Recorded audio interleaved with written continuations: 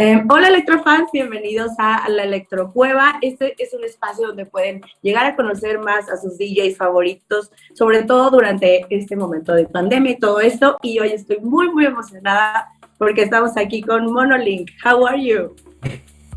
I'm very good, thank you. Great, awesome. Nice to hear some Spanish. Okay, how's your Spanish? Sí, puedo hablar un poquito. You kind of live here in Mexico City, almost. I wish, yeah. Every time I'm there, I think I should be living there. You should. Yeah. Bueno, chicos, vamos a empezar. Primero, vamos a platicar un poquito pues, sobre cómo le ha ido en la pandemia. Okay, this pandemic era has been crazy for all of us. In this house, personally, we've been playing your sets over and over. But how was it for you? I mean, how did you stay motivated and creative during this time?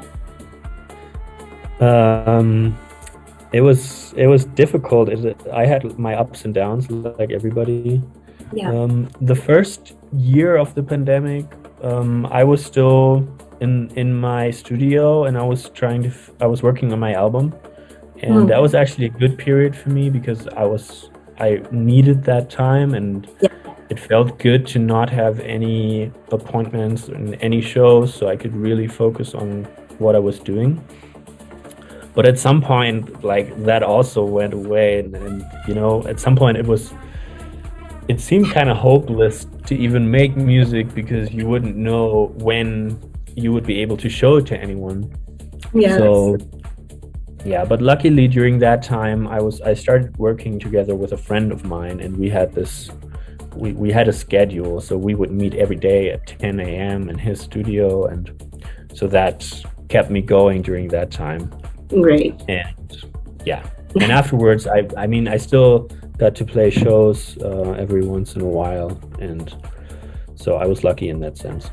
And it's finally good to have live shows again, right? Yeah, absolutely. Ok, estábamos platicando pues sobre cómo le fue durante la pandemia y me estaba contando que pues fue un poco difícil al principio, tuvo como sus ups and downs como todos, pero que le ayudó mucho como tener esta rutina con su mejor amigo de todos los días reunirse a las 10 de la mañana para trabajar en nueva música, que a veces era difícil mantenerse como enfocado en por qué hacer música durante una pandemia, pero pues también que le ayudó a tener tiempo para enfocarse en su álbum que lanzó el año pasado. Okay, next question. Why is that you give the same importance to acoustic music and electronic music? That's like your personal style, but why? That really happened naturally. I don't know. I came from acoustic music. So I learned playing guitar and piano as a teenager, and when I got into electronic music, I was really fascinated. I moved to Berlin and I discovered like the Berlin underground scene, and I had like these experiences of, you know, sound journeys and this, I don't know, meditation or this hypnosis that you can have from electronic music. Yeah. And I loved it, and I thought, wow, it felt totally new to me, and I dived into that for a while, but then I also realized that I really like acoustic music, and I like concerts, and I like when somebody tells me a story and I can listen to someone sing, and those were like my passions. And then I figured I should try and bring them together, and that's what I'm doing. Awesome. Okay, le pregunté que pues para él es muy importante tanto la música acústica como la electrónica y justo esta fusión de ambas, y me estaba platicando que pues para él sucedió como un proceso muy natural porque tocaba el piano, la guitarra, y después descubrió pues la escena underground en Berlín y todo este trance que puede venir como con la música electrónica, y pues sucedió como muy natural para él fusionar ambas, pues sí, estos dos estilos musicales. Okay, you're known as a storyteller. What do you think about this definition? I love that. I love storytellers. I'm not sure I would call myself a storyteller, but I feel flattered hearing it, because I got inspired by people that I would say are really like great storytellers, like Bob Dylan or Leonard Cohen. He had like this really beautiful style of writing songs that are just telling a story basically, and you have to listen from start to finish to understand what it's about, and I really like that. Exactly. Ok, le pregunté que pues es conocido como storyteller o cuentacuentos, como lo llamaríamos en español, y qué pensaba de esta definición. Y pues me estaba contando que él no se llamaría a sí mismo, pero pues que le gusta que le digan así, sobre todo porque admira a estos grandes storytellers como Bob Dylan, como Leonard Cohen, que pues con su estilo de escribir música van contando justo esta historia y te lleva desde todo, la música te va llevando por toda esta historia desde el inicio hasta el final. Okay, between your beginnings and now from your to your album Under Darkening Skies, how has been your evolution and growth as an artist?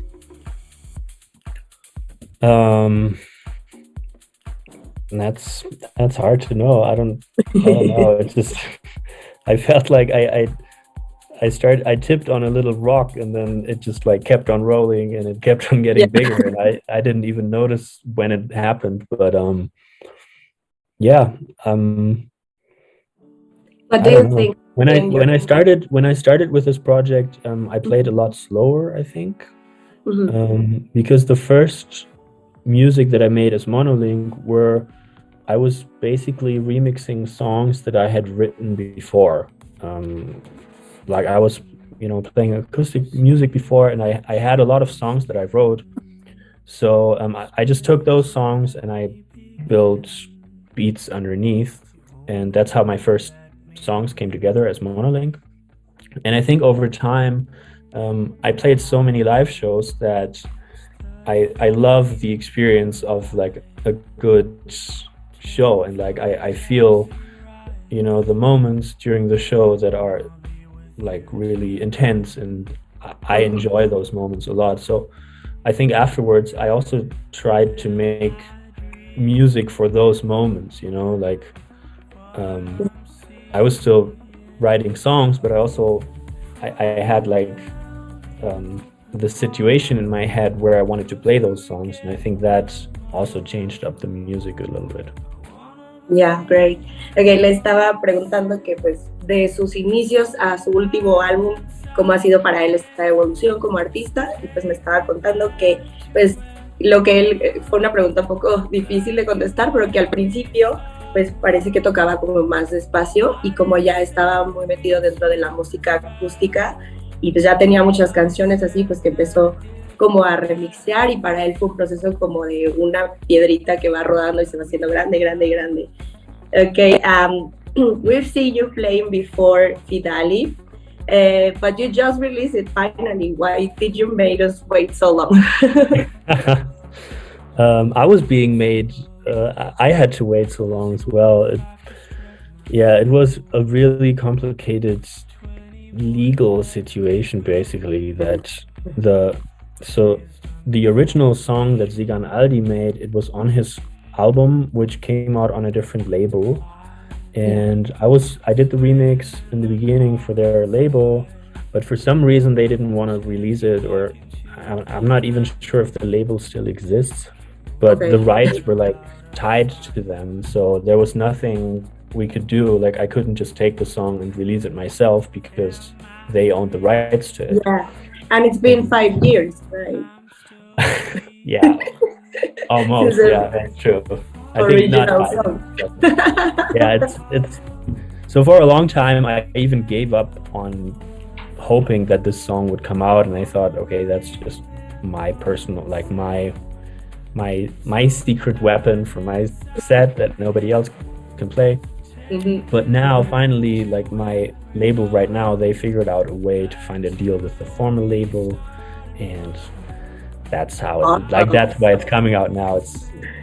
It's not a crazy story. It's really just like paperwork. Okay, but it's awesome to finally have it. Yeah. Le estaba preguntando de su remix de Fidal y la canción original de Sigan Aldi, y me estaba pues platicando que básicamente tuvo que esperar mucho tiempo porque pues esta canción ya la había remixeado y tocado en shows en vivo desde hace mucho tiempo, pero pues era una situación legal con un tema de la casa donde originalmente fue firmado este track, entonces pues fue como una batalla legal que tomó mucho tiempo. Él también tuvo que esperar, pero pues por fin tenemos esta canción y podemos escucharla todas las veces que queramos. Okay, you spend a lot of time here in Mexico, but what do you expect from your visit to Vaivén Festival?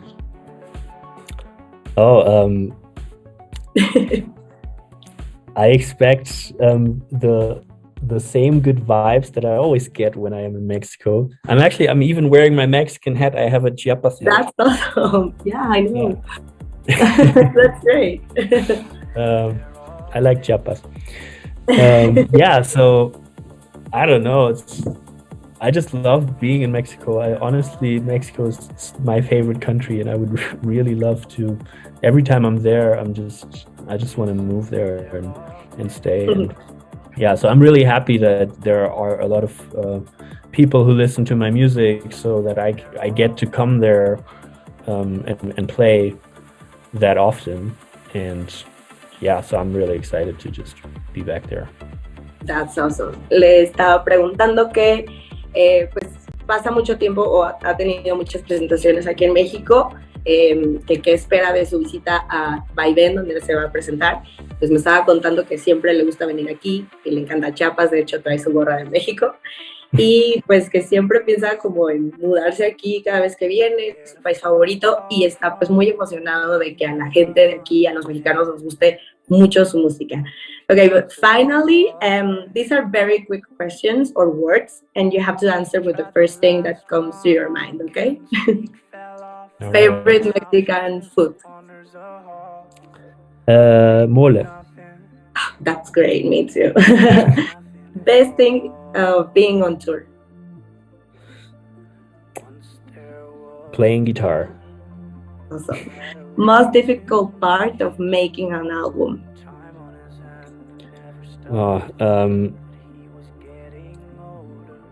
Finishing it, like, yeah, taking it to the end and knowing when to stop. I think that's okay. Tulum. Ooh, very touristy and very expensive. Yeah, it is. How should we get prepared for your show? You should probably meet with your friends and have a good time before you come to the show, and then take that cozy vibe to the show. Awesome, great. Okay, le pregunté pues obviamente cuál era su comida favorita mexicana. El mole es lo que más le gusta. La mejor parte de estar en una gira es tocar la guitarra. La parte más difícil de hacer o producir un álbum nuevo es terminarlo o saber cuándo parar. Lo que piensa de Tulum es que es muy caro. Y cómo deberíamos prepararnos para su show, pues juntarnos con amigos, pasarla muy bien antes del show y luego traer esa energía para cuando podamos verlo. Okay, thank you so much for having us. It was so nice talking to you and meeting you. Y esto fue todo por hoy, Electrofans. Recuerden que nos pueden comentar, escribir ahí a quién les gustaría ver aquí en la Electro Cueva. Yo soy Labios de Glitter y me dio mucho gusto estar con ustedes. Thank you.